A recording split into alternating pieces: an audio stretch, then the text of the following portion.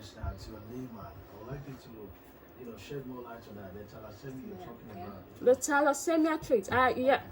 You know, thalassemia is another blood disorder entirely, but it plays a part in the genetics of sickle cell disease. Okay, how do you recognize them? Someone who is not in the medical line, how do you know?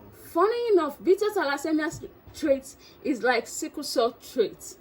You do not, most times, if you have beta thalassemia trait, you'll be asymptomatic. You won't have any symptoms. It's like having AS. Most times, they are asymptomatic, no symptoms. If anyone wants to come with any symptom, maybe sometimes mild anemia, but most of them have no symptoms. You can only diagnose it. And the diagnosis is very technical. And this is the problem we have in Nigeria.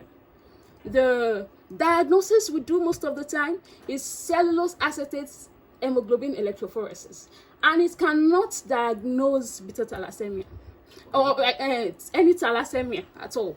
So are you saying that we can recognize those people just like we have people? We can, but we have to go for advanced tests, advanced genotype dissemination tests, like high performance liquid chromatography and even DNA sequencing. There are so many tests that you can do, but we have to go for those advanced. But it is not available in most places in Nigeria.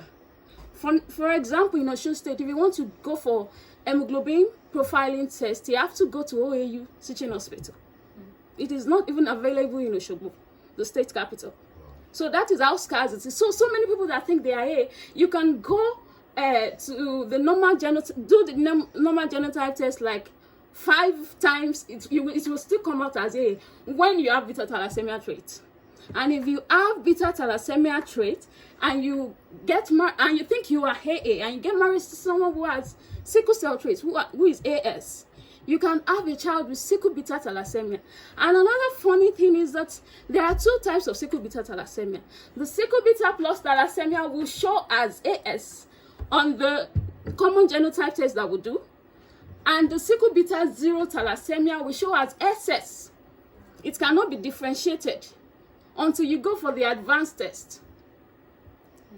So this is why some people have problems, and that's why some people will say, okay, some people have problems in their marriages because of this. I am AA and you gave birth to a child that is SS. Where did the child come from? Whereas the person is actually a beta thalassemia. Now that we don't have the medical expertise to be able to diagnose people. We do have, it is just scarce. Okay, it's scarce. But, I mean, how do we stop people?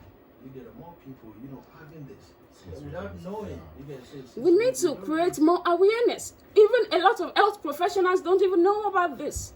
That is how bad it is.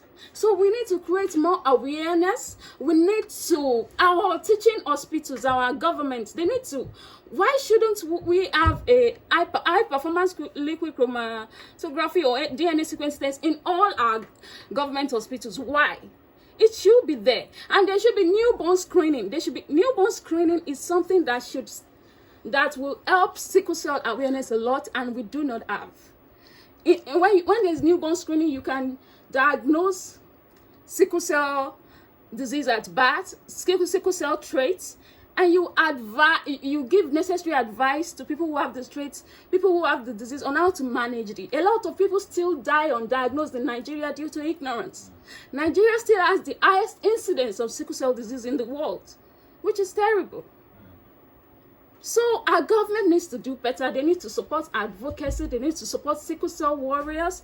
They need to start newborn screening. It is long overdue. Even some ordinary other African countries have started newborn screening, but Nigeria, the so-called giant of Africa, is doing nothing about this. Okay. Thank you very much. You're welcome.